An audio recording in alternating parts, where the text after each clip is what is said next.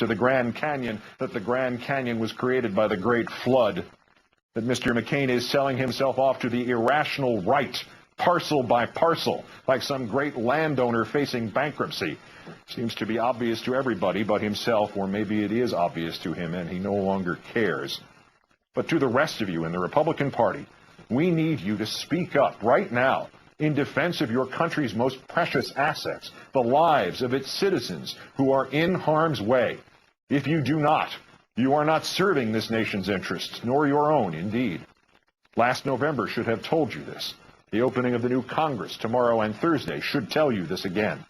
Next time, those missing Republicans on Capitol Hill will be you. And to the Democrats now yoked to the helm of this sinking ship, you proceed at your own peril as well. President Bush may not be very good at reality, but he and Mr. Cheney and Mr. Robe are still gifted at letting American troops be killed and then turning their deaths to their own political advantage. The equation is simple.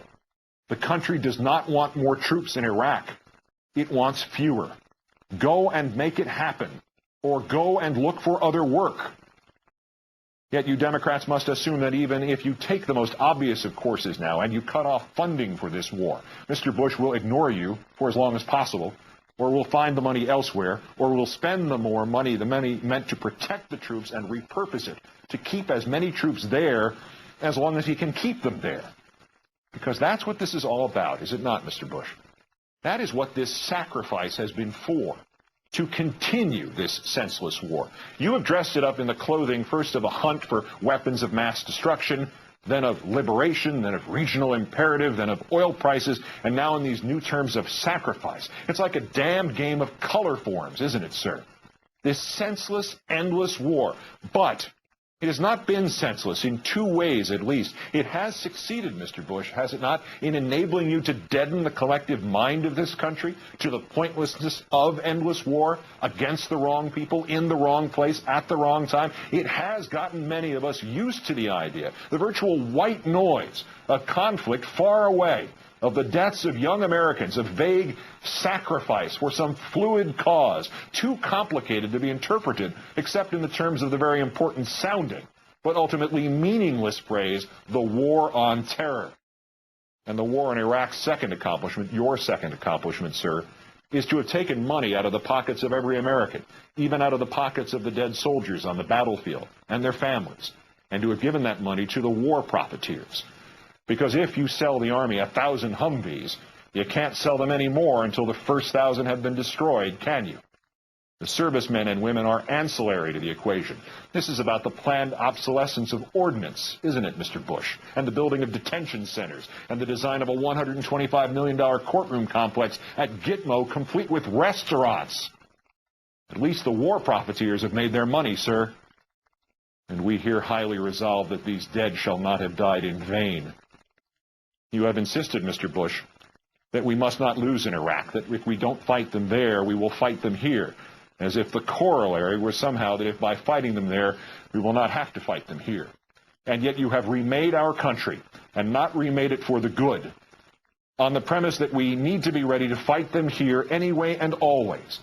In point of fact, even if the civil war in Iraq somehow ended tomorrow, and the risk to Americans there ended with it, we would have already suffered a defeat.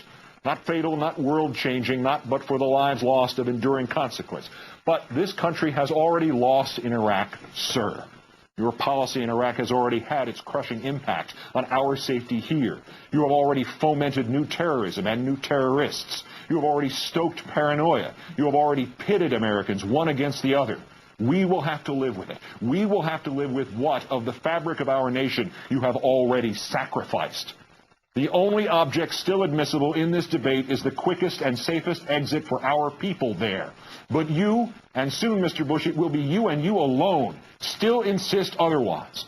And our sons and daughters and fathers and mothers will be sacrificed there tonight, sir, so that you can say you did not lose in Iraq. Our policy in Iraq has been criticized for being indescribable, for being inscrutable, for being ineffable. But it is all too easily understood now. First, we sent Americans to their deaths for your lie, Mr. Bush. Now we are sending them to their deaths for your ego. If what is reported is true, if your decision is made and the sacrifice is ordered, take a page instead from the man at whose funeral you so eloquently spoke this morning, Gerald Ford. Put pragmatism and the healing of a nation ahead of... No, sir, this is not sacrifice. This has now become human sacrifice. And it must stop. And you can stop it. Next week, make us all look wrong. Our meaningless sacrifice in Iraq must stop. And you, sir, must stop it.